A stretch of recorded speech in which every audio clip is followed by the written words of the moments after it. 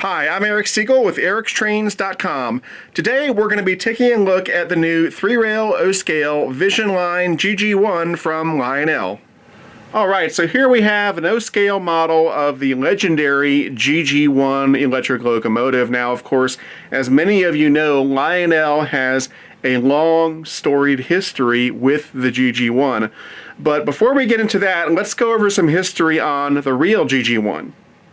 So, the GG1 was a class of electric locomotives built for the Pennsy between 1934 and 1943. Between General Electric and the Pensy's own Altoona Works, a total of 139 GG1s were built. Now, of course, one of the things that makes the GG1 so special is its beautiful appearance.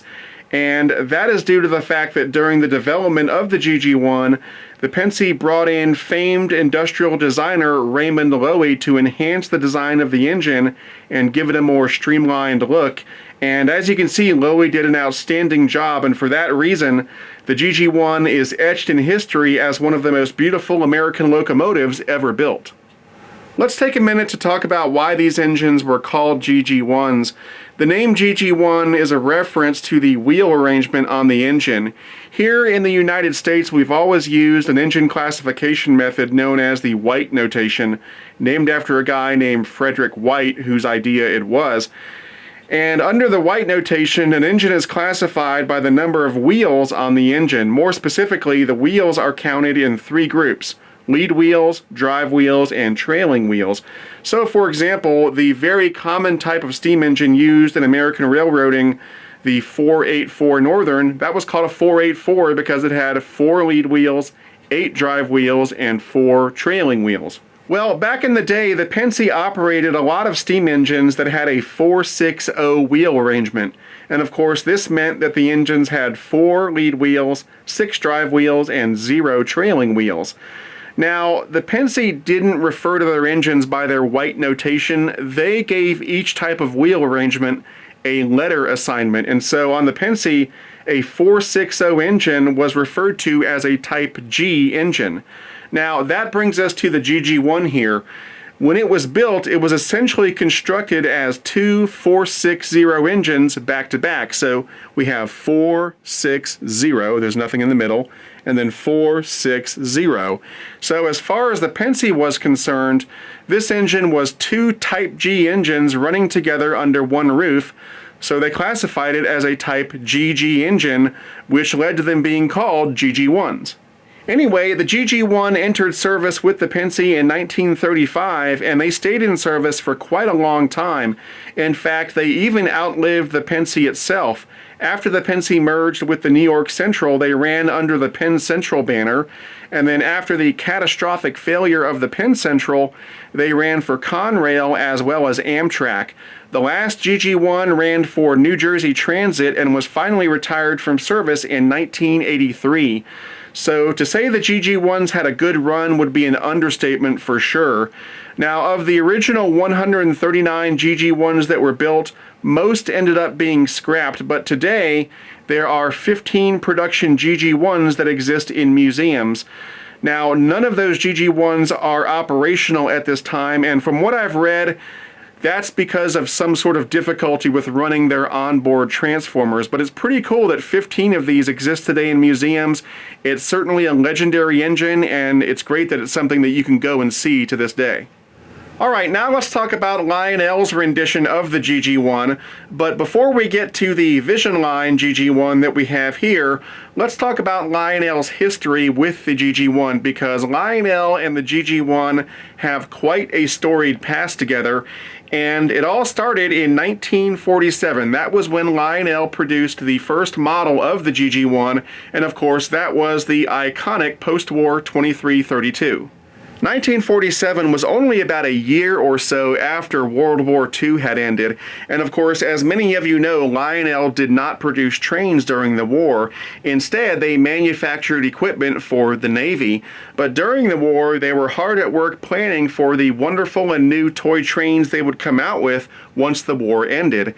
And of course, when that happened, we entered into the amazing post-war period for Lionel that lasted from 1945 until 1969. 1959, during which time Lionel produced some of the most legendary trains they would ever make. And right at the beginning of that period was when they debuted the Penske 2332 GG1 in 1947, and it was an instant hit. It was a great engine. It had a die-cast metal shell, which made it very heavy, and it also had operating pantographs, and you could wire those pantographs up to be functional if you wanted to, so that if you chose to do so, you could run the GG1 off a catenary system.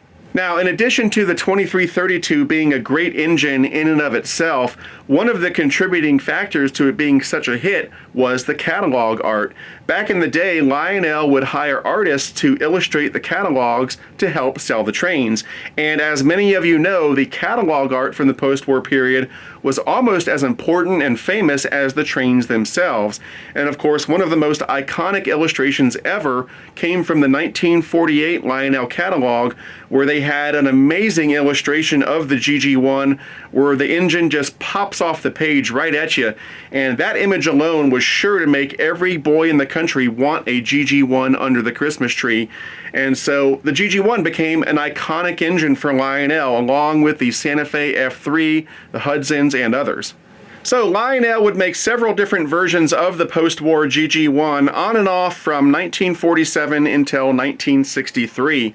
My favorite post-war version of the GG1 comes from around 1956 or so, and it is the beautiful Tuscan red twin-motored 2360, which of course went with the Congressional set, which in my opinion was one of the finest sets ever made during the post-war period.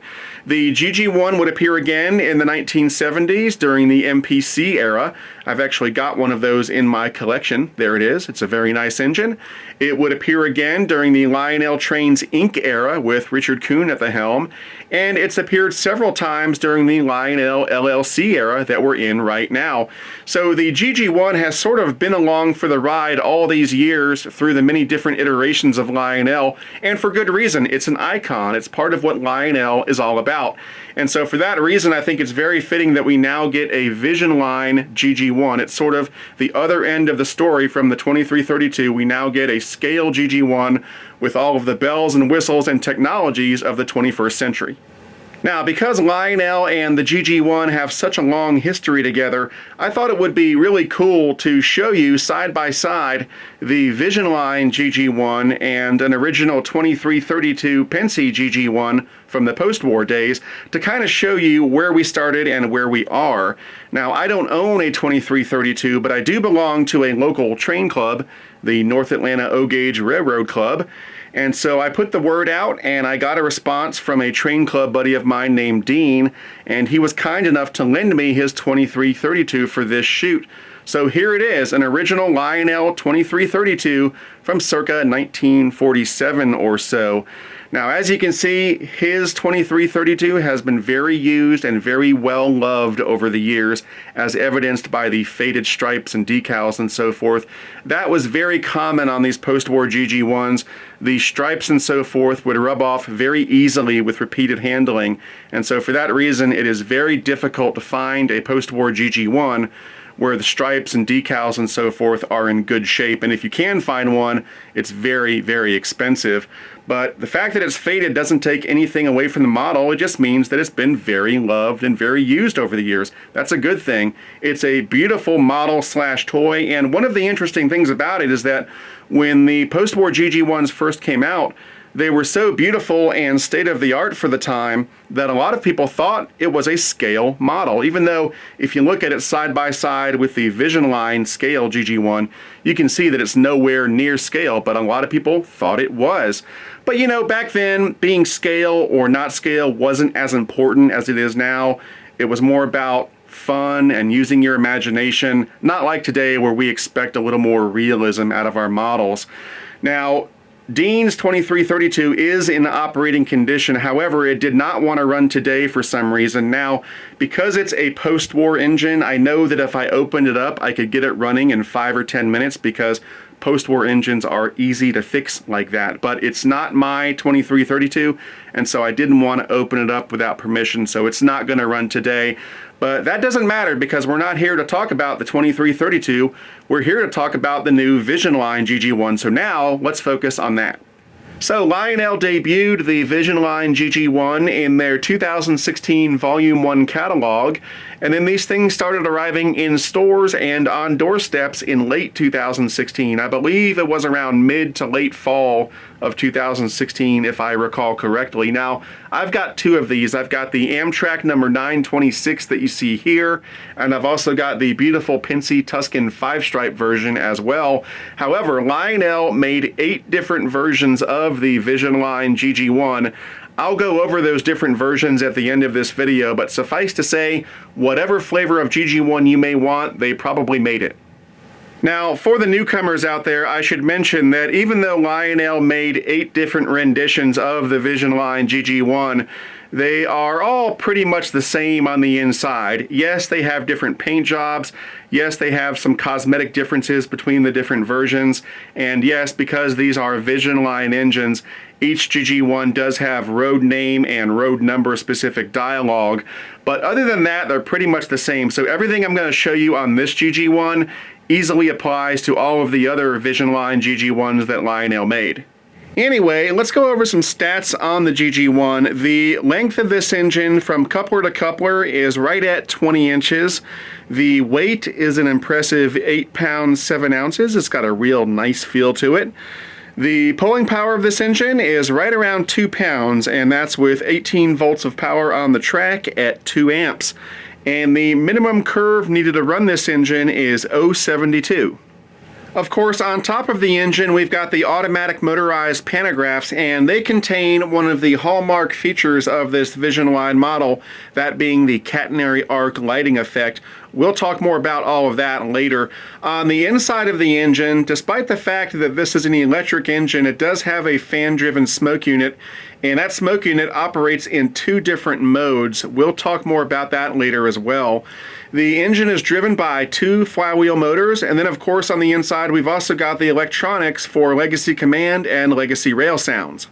Now, one of the many features on this engine that make it a Vision Line model is that not only does it have legacy rail sounds, but it has stereo legacy rail sounds. So there's a speaker at each end of the model, and that allows for localized sound effects. So just as an example, if I throw the coupler at the front of the engine, the sound effect for that will come from the front of the engine, as it should. And conversely, if I throw the coupler on the rear of the engine, that sound effect will come from the rear of the engine, and so on and so on. It's just one of the many features that make this model so cool and make it worthy of being a Vision Line model.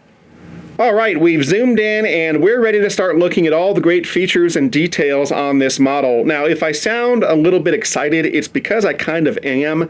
The video up to this point, even though it may have taken you, the viewer, only a few minutes to watch, it actually took me about a month to film everything you've seen up to this point because of various scheduling conflicts and other non-train related stuff going on in my life, including my son's high school baseball team making it to the state finals, which was a whole lot of fun, but it ate up a lot of time. And then on top of that, there's the fact that the intro section to any product review video is always the most difficult part to film because it requires doing a lot of research and getting your facts straight and so forth. And that was even more so the case with this model because I was talking about the post-war GG1. And when you talk about post-war trains, it's kind of like talking about historical sports facts. You need to make sure you have all your facts straight because if you don't, there's somebody out there who knows and will call you on it. And so you wouldn't believe how many times I filmed a section talking about the post-war GG1. It looked good, it sounded good, but then when I went back and watched it, I realized that I made a mistake. I quoted the wrong thing or quoted the wrong year or feature or whatever, and I had to scrap it and go back and film it again. And so for that reason, there's probably a good 50 to 100 outtakes from the video you've seen up to this point. Those outtakes will never see the light of day, but that's just to show you that it takes a long time to film the intro to any review video, and even more so with this Vision Line engine. But now we're in the heart of the video, so I can go a little bit faster and hopefully get through this quickly and wrap it up and get it up on YouTube for you guys to see. So here we have the pilot on the GG1, and as you can see, it's very nicely done. We've got lots of separately applied hoses and pipes. There's some hand-painted detailing right here. We've got a separately applied metal coupler cut bar. There's some nice step detailing on the sides. And then, of course, in the middle, we've got the electrocoupler that can be thrown from the Legacy or TMCC remote. Behind that, we've got the four-wheeled lead truck, and as you can see, these side frames are very nicely detailed.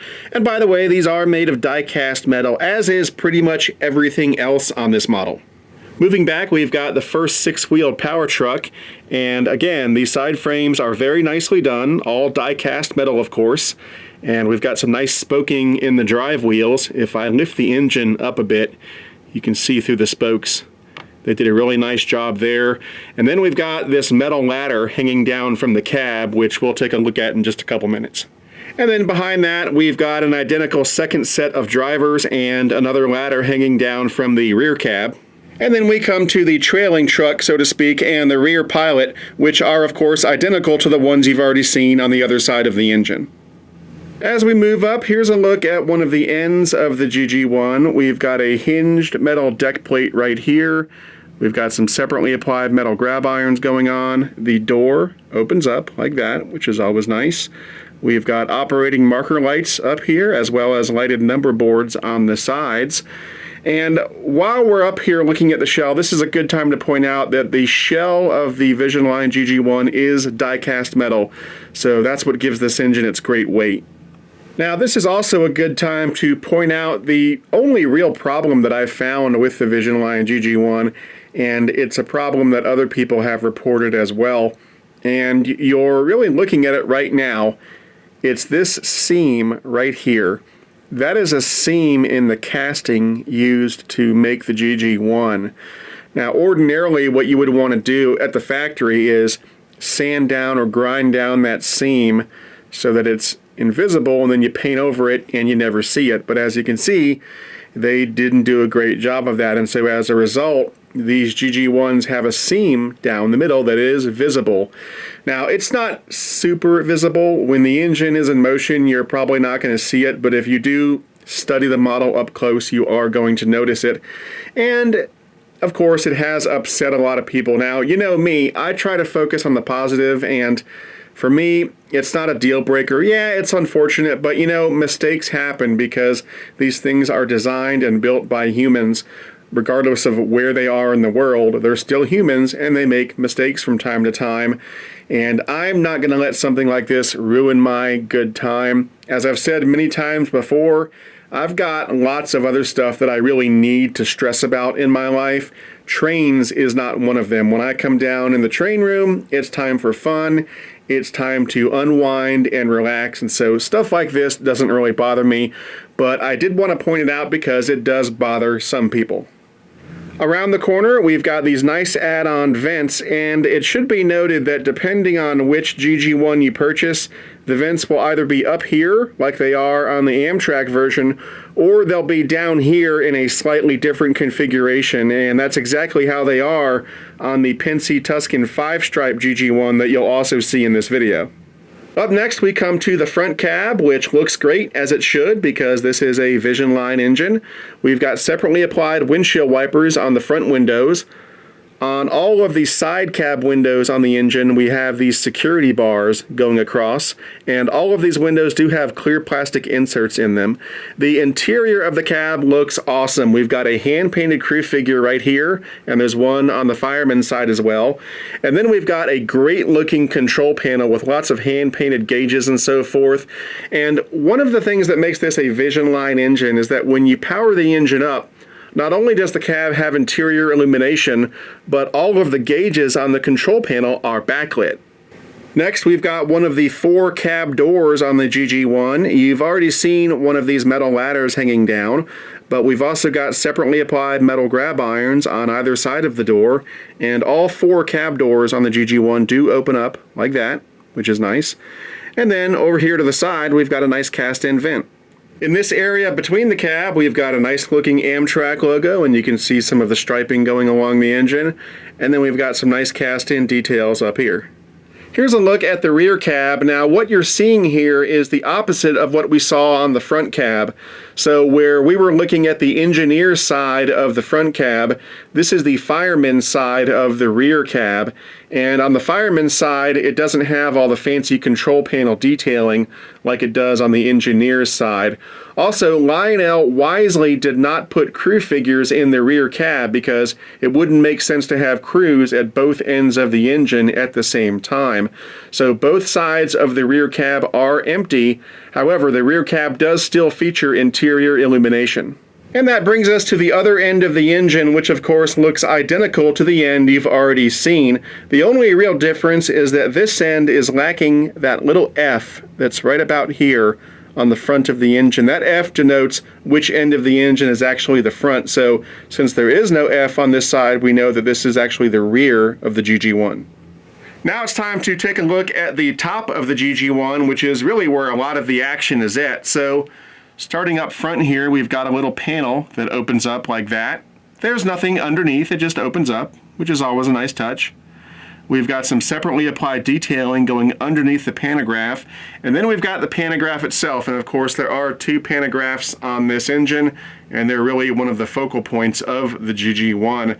And Lionel did a fantastic job with these pantographs. If you compare these pantographs to those on a post-war GG1 or even an MTH GG1, these are far superior in terms of detailing. They look amazing. They've even got some signage here on the side warning people not to touch them.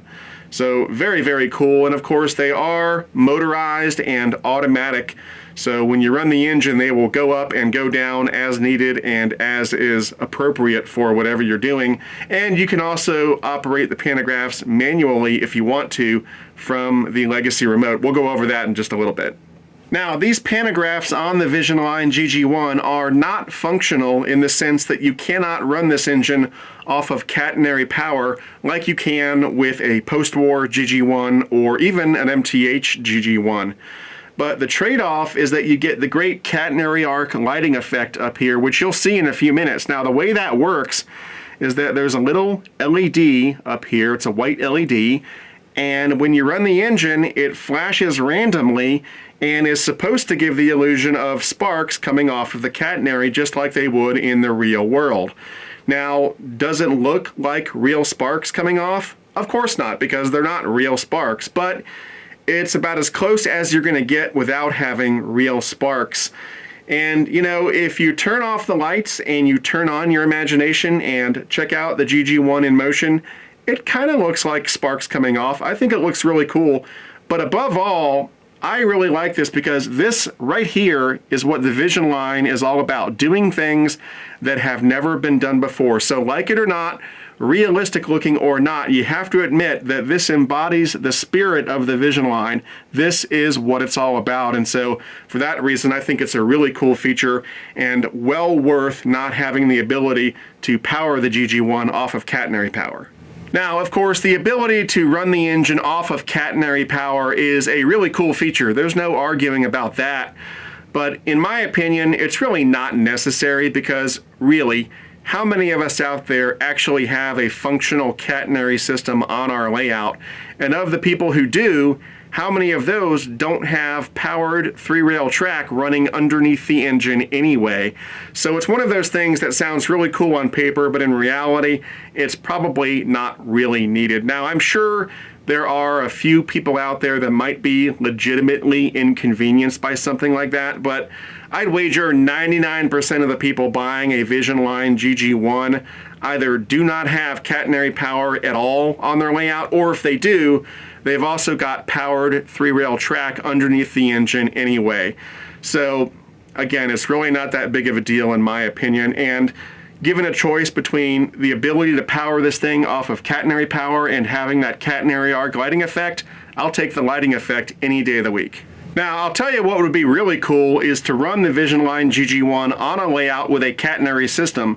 You wouldn't get any power from the catenary system, but you would have that catenary arc lighting effect going on, and that would sort of complete the whole effect. Having a catenary and that lighting effect going on, that would look really cool. That's something I'd really like to see. Anyway, moving on the other side of the pantograph, we've got some more add-on detailing on the underside here, and then we've also got this add-on horn. Moving back, we've got these nicely detailed lift rings going on, and then right here we've got the smokestack, and there is a fan-driven smoke unit down in there. And as always, to load smoke fluid into the smoke unit, you simply pour the smoke fluid directly down the stack. Now, the operation of the smoke unit on the Line GG1 is a little bit complicated and needs some explaining, and I'm going to do that in just a minute. But before we do that, let's go ahead and remove this panel here because it does come off. It is held down with magnets. And with the panel removed, we can now get a better view of the smokestack as well as some of these crucial engine control switches. So let's go over all of this right now. When you first get this engine out of the box and put it on your track and start it up, you're going to notice that by default, the smoke unit puts out a constant stream of smoke, almost like a diesel engine. And it looks nice, but the problem is that that's very unrealistic. That's not how the smokestacks on the real GG1s functioned. And yes, the real GG1s did have smokestacks because they did have small oil boilers inside them to generate heat for the passenger cars. So while it is prototypical for some exhaust to come out of the smokestack from time to time, it is not prototypical for smoke to come out all of the time, but that is in fact what happens when you first put this engine on the track and start it up. Now, before you get upset, don't worry, because Lionel wisely designed the Line GG1 so that the smoke unit actually has two different modes of operation. Again, by default, when you take it out of the box, you will get the constant stream of smoke out of the smokestack. However, when you program the engine into your legacy remote, if you want to, you can change the mode of the smoke unit to make it function much more realistically. And what happens when you do that is that you get a cycle of 45 seconds on and 5 minutes off. So when you start up the engine, the smoke unit will run for approximately 45 seconds, and then it will shut off for approximately 5 minutes before starting up again for another 45 seconds, and so on and so on. And in that way, you get a much more realistic operation out of that smoke unit. Now, of course, this begs the question, why did Lionel do it this way? Why did they make it so that out of the box, the smoke unit operates in an unrealistic fashion? Well, of course, I don't work at Lionel, so I don't know the real reason, but I do have a pretty good guess. And my guess is that they did it this way so as to avoid confusion from customers who may not be experts in how the smokestack on the real GG1s functioned. To clarify that, let me give you a hypothetical situation. Let's say that two parents who know nothing about trains decide to buy their son a Line GG1 for Christmas. Well, the son loves trains, but he's not an expert in them. So on Christmas morning, he opens up his Line GG1. He's delighted. The parents are happy. He puts it on the track and starts it up. And then he notices that after about 45 seconds or so, the smoke unit cuts out for no reason. And it stays off for a good 5 minutes, and then it cuts back on again, but then it cuts back off. Well, he's confused. He turns to his parents and he says, the smoke unit on this engine isn't working right. It keeps on turning on and off for no reason. Well, now the parents are upset because they spent a bunch of money on this engine and it's not working right. So they call the dealer where they bought the engine, they call Lionel, they demand a refund, they demand that it be repaired. Everybody's upset, Christmas is ruined, and all the while, there was nothing wrong with the engine. It was simply operating in a prototypical fashion. They just didn't know it. So given that hypothetical situation, I can understand why Lionel would choose to instead just have the smoke unit put out a steady stream of smoke by default. That way, anybody who buys the engine, regardless of whether they're a novice or an expert, they know right off the bat that the smoke unit does in fact work. And then later on, if they want to, they can change the mode on the smoke unit to make it work more prototypically. Now again, that's just my guess, but if I'm right, I totally agree with their reasoning. From a customer service point of view, it makes total sense. Just avoid any possible confusion and have the smoke unit put out a constant stream of smoke by default. and then leave it to the experts to change the mode on the smoke unit later on if they want to. And by the way, changing the mode on the smoke unit is very easy. It only takes a few seconds. If you read the directions that come with the engine when you buy it, which you should always do, it explains how to change the mode. But in a few minutes, when we're ready to power this thing up, I'll show you how to do it in this video. Anyway, moving on, under the lid here, we've got 4 control switches for the engine. Right here is the run program switch, which is used to program the engine into your Legacy or TMCC remote. We'll come back to this later on when it's time to change the mode on the smoke unit. Right here, there's a switch labeled Panto. This, when activated, locks the pantographs. If you do this while the engine is in command mode using Legacy or TMCC, it will simply lock the pantographs in their current position. If you activate it when running the engine conventionally, it will lower both pantographs and lock them in that position. And then right here, these 2 switches are what I jokingly call Grumpy Gus switches. If you're a Grumpy Gus and you don't like the smoke unit, it's okay. You can turn it off. And if you're a Grumpy Gus and you do not like the catenary arc lighting effect, it's okay, no big deal. You can turn it off. As we continue to move back on the engine, there's another panel right here, which again is held down by magnets. And if we lift it up, there's just one thing under here, and that is the master volume control for the engine. And then on the other end of the engine, we've got the second pantograph, which looks and operates exactly like the front pantograph. Here's a look at the underside of the Vision Line GG1. We've got 2 pickup rollers, 1 on each power truck. There are 2 traction tires on the outer axle of each power truck for a total of 4 traction tires. The speakers for the sound system, there are 2 of them because, as I said earlier, this has stereo sound. So there's 1 speaker on this end, and then there's another speaker on this end. And then right here is the sensor for the Lionel LCS sensor track if you choose to use one. You know, now that I've got the engine upside down, I noticed a couple things I didn't notice before. First of all, we've got legible builder's plates on the engine, which is pretty cool. Secondly, there's this piping running along the side here. And if you look closely, this section here is made of a spring material. And that's so that the front truck can pivot while the engine goes around curves and it doesn't bend or break that piping because of that spring right there. That's pretty cool. Okay, the last thing we're going to do before we start this thing up is BFIMO, best feature in my opinion. Well, my pick for best feature this time around is the catenary arc lighting effect up on the pantographs. I think it looks awesome. Now, you may agree with me and think it looks great, or you may disagree and think it looks really cheesy, but regardless of what you think, you have to admit that the catenary arc lighting effect embodies the very spirit of what the Vision Line is all about. And what is the Vision Line all about? It's about innovation. It's about pushing the envelope. It's about doing things that have never been done before in O-scale. And so even though this model has all sorts of cool features on it, when I look at the catenary arc lighting effect and I ask myself, is this pushing the envelope? The answer is a resounding yes. And so for that reason, the catenary arc lighting effect is my pick for best feature. Okay, now comes the fun part. We are ready to start this thing up. However, it's going to be a few minutes before we actually get rolling because there's still a lot of stuff I need to show you, starting with how to change the mode on the smoke unit. But let's go ahead and start it up first. And I hope the video captures this, but the startup sounds on this engine are incredible. Sunnyside Yacht Office to the 926. 926 entry. Go ahead, over. Get her set up running. Your train will be ready at 17:30. Over. Understood. 926 out.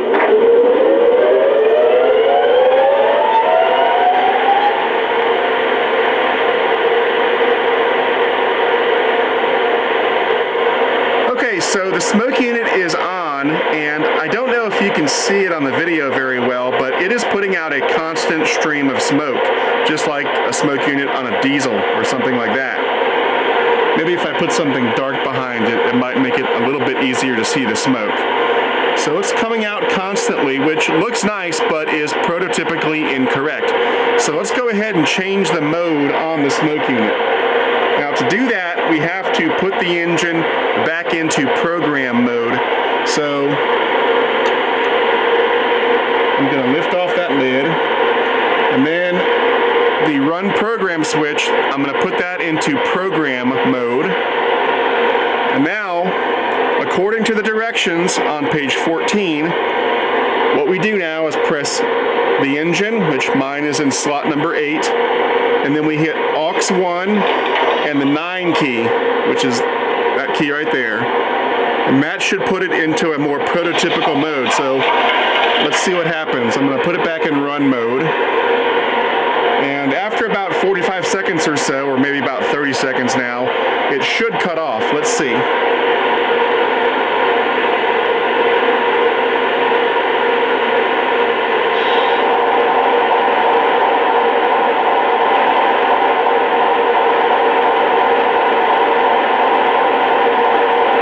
And there it goes. It just shut off. And it will stay off for approximately 5 minutes, and then it will cut back on again. Now, we're not going to sit here for 5 minutes, so what I'm going to do is skip ahead, and you'll see in 5 minutes it'll come back on. Okay, it's been about 5 minutes, so the smoke unit should cut back on any second now. Let's see what happens. Okay, the smoke unit has cut back on. I'm not sure if you can see it, but there's now smoke coming out of the stack, and it'll come out for about 45 seconds, then it'll shut down again for another 5 minutes, and so on and so on. And in so doing, that's a much more prototypical action out of this smoke unit. One final comment about the smoke unit is that if you find that you want to go back to the constant stream of smoke that the engine had when it came out of the box, that's easy. All you have to do is reprogram the engine, except this time do not hit aux 1 and 9 like we did when we activated the prototypical functionality. So all you would do is put the engine in program mode, press the engine ID and the set key, put the engine back in run mode, and it's back to where you started. The next thing I want to do is go over some of the functions on the Legacy remote, because the Vision Line GG1 does come with a few extra functions. Now, it should be noted that in order to get these new functions, you have to upgrade your Legacy software. The CAB-T remote has to be running at least version 1.6. I've got version 1.61 on my CAB-T remote, and I've got version 1.60 on my base. That gives me the extra functionality. If you don't have those versions running, you won't be able to get those extra functions. You'll still be able to run the GG1 just fine, it'll just be missing a few functions. So, all of the new functions are down here at the bottom. On the left-hand side, we've got the manual controls for the front pantograph, and on the right-hand side, we've got the manual controls for the rear pantograph. So, if I want to raise the front pantograph manually, I do like that, and now it's kind of in a de-icing mode. And then I can put it back down, and the same goes for the rear pantograph. I can lower it if I want to, and then put it back up. You've got full control. However, the pantographs will operate automatically on their own. They will go up and down automatically when you change directions, so you don't have to use the manual controls unless you want to. The last function is the aux 3 key, which is new. This has to do with the catenary arc lighting effect. If you press it once, it will disable the sound effects for the catenary arc lighting effect, because it does have a sound effect that goes along with it. So pressing it once will disable the sounds, but you'll still have the lighting effect. Pressing it twice will disable both the sounds and the lighting effect, and then pressing it a third time will reverse all that and reactivate the sounds and the lights. Alright, up next, let's check out some of the sounds, starting with the horn. Now, I don't know if this will come through on the video or not, but because of the stereo speakers, the horn sounds really, really cool. For anybody who may have bought a Vision Line Centipede a few years ago, it's a very similar type of effect. It sounds awesome.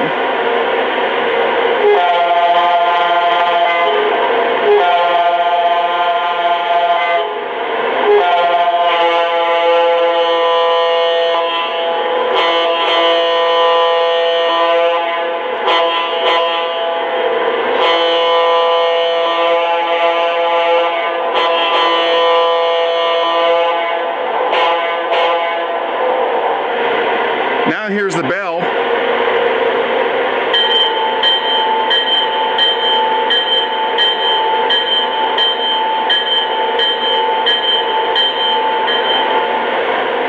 I don't normally fire couplers to demonstrate sound effects, but like I said earlier, the stereo speakers make it so that when you fire the front coupler, that sound effect comes from the front of the engine, and when you fire the rear coupler, that sound effect comes from the rear of the engine. I don't know if it'll come through on the video very well, but let's give it a try. Here's the front coupler. And here's the rear coupler. I was kind of running my mouth earlier when I was raising and lowering the pantographs, so let me demonstrate those sound effects right now. Here's the sound of one of the pantographs going up. And here's the sound of it going down. And here's the combined total sound effect. When you change directions, one goes up and the other comes down.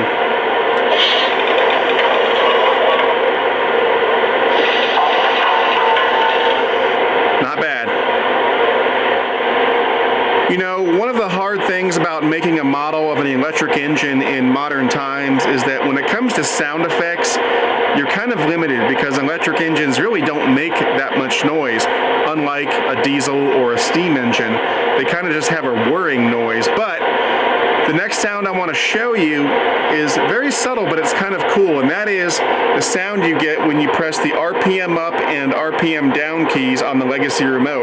Now, of course, this really doesn't have RPMs because it's an electric, but it does give you this sound effect that gets more and more intense. It's kind of like a whooshing sound. I think it's kind of cool, so let's check it out.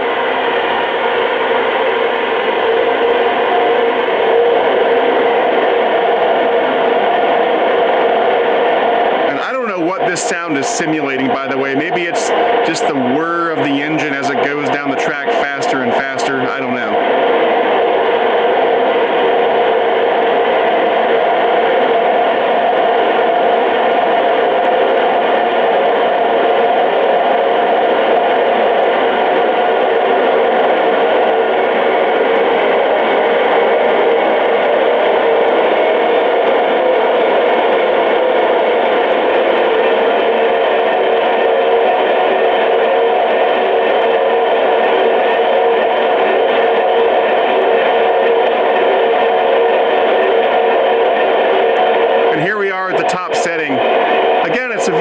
Sound. It's kind of soothing. To me, it kind of sounds like a subway coming through a tunnel or something like that. I like it. And now we'll go back down.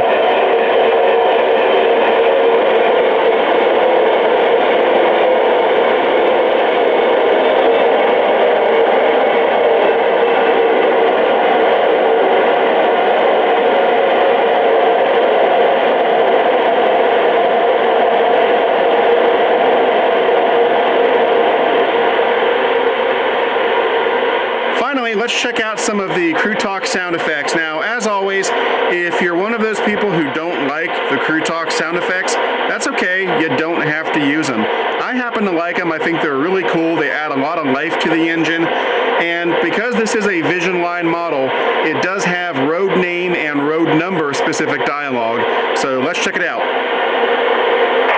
Motor 926, please hold at your location. Over. Roger that. Holding on your orders. 926 out. Engine 926, you're clear to proceed. Over. Understood. Clear to proceed. Out. This is Amtrak 926. Waiting clearance. Over. Sit tight for a minute. We've got some traffic to clear first. Roger that. 926 out. Engine 926 to the block operator. We're 10 minutes past schedule. Still looking for a signal east. Over. Roger that. You're clear to proceed east. Over. Understood. Clear to proceed. Out. This is Amtrak 926. We've cleared up and tied down. Over. Copy that. Good run. Out. Okay, we're ready to roll it out. Now, at this time, time, I do not have a lot of Amtrak passenger cars in my collection. I think I've only got 2, and they're both Atlas California Zephyr cars. I am waiting on a matching passenger set that Lionel is making to go with the Amtrak GG1, but at this time I don't have it, so for today I'm going to be running a hodgepodge of different passenger cars from different road names. But you know, if you're modeling the rainbow era of Amtrak, it's probably not too far off the mark. I'm going to be running the Amtrak GG1 today, and then I'll also be running the Tuscan 5-stripe Pennsy GG1 as well. And if you're real lucky, I might lash them up and run them together. But anyway, we're going to move it out. Now, when I do, pay special attention to the pantographs on the GG1, because you'll see and hear that catenary arc lighting effect, and later on I'll dim the lights and that'll make it a little more visible. I think it's really cool. But anyway, let's go ahead and move it out.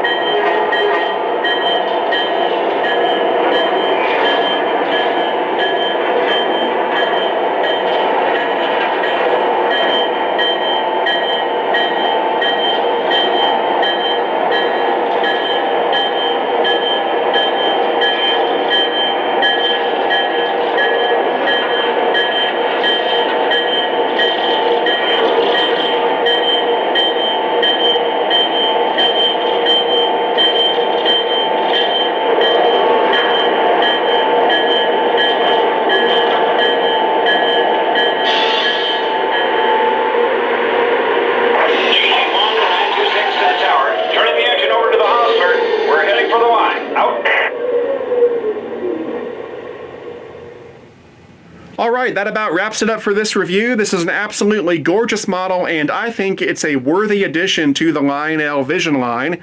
I can't wait to see what they do next. Maybe they'll do a Vision line Santa Fe F3. That would be kind of fitting, I think. But anyway, if you're interested in purchasing one of these, you've got lots to choose from, because from what I can see, there are 7 different versions of the Vision Line GG1. There's the Amtrak number 926 that you see here.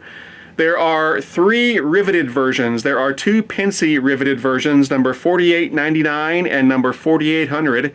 There's also a number 4800 riveted that's done up in a Conrail bicentennial paint scheme.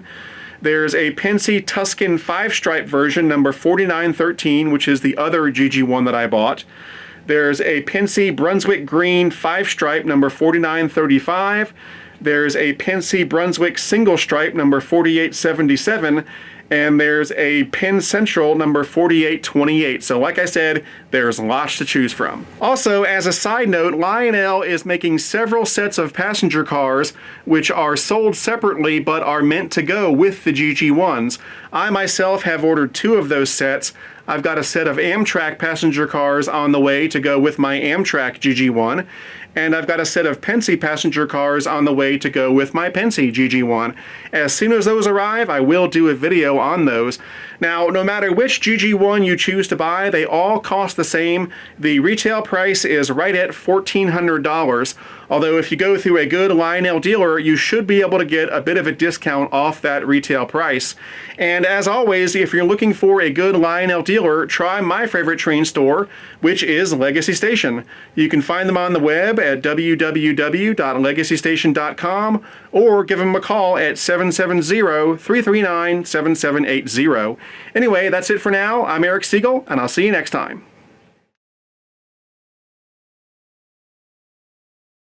To discuss this model or any other O-Gauge trains and to meet other O-Gauge modelers, check out the O-Gauge Railroading Magazine online forum at ogrforum.ogaugerr.com.